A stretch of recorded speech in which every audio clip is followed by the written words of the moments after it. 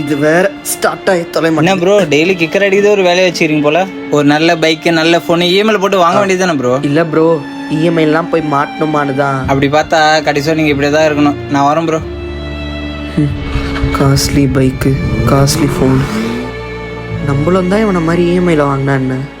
அவன் அப்படிதான் காஸ்ட்லி போனு காஸ்ட்லி பைக்குன்னு ஏற்றி விடுவானுங்க. நீ கடனில் போய் மாட்டிக்காதப்பா. பா, நான் தான் சம்பாதிக்க ஆரம்பிச்சிட்டல. கடன் வாங்கினாலும் டேய், கடன் நிம்மதியை தொலைச்சிடும்டா. அவன் தான் கட்டிடுறேன்னு சொல்றான்ல, விடுங்கப்பா. உங்களுக்கெல்லாம் பட்டாதான் புரியும். நான் வேலைக்கு கிளம்புறேன்.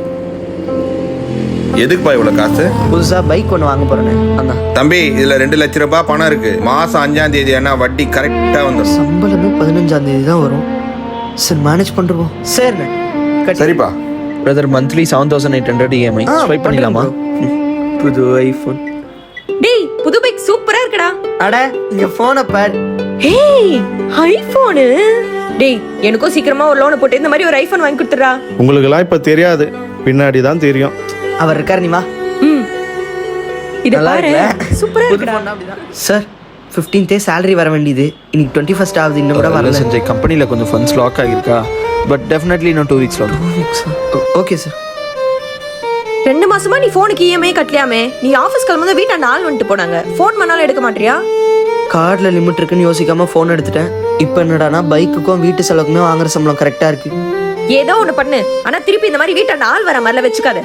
அசிங்கமா. அண்ணா சொல்லுங்க. போன் போட்டா எடுக்கவே மாட்டேன். ஒரு மாசமா வட்டி பண்ண இப்ப நான் 50 ஏமாத்தினே இருக்கறேன். சரியா ஃப்ராட் ஆகறேன். யோ, நான் ஃப்ராட் வாய் வார்த்தை ஒரு. இதுனா கடனை வாங்கிட்டு குரல்ல வச்சு பேசுறேன். சாரி நான். நாளைக்கு காலைல 10 மணிக்கு வீட்டாண்ட வருவேன். காசு எடுத்துக்கலாம், அவ்வளவுதான் உன்னை.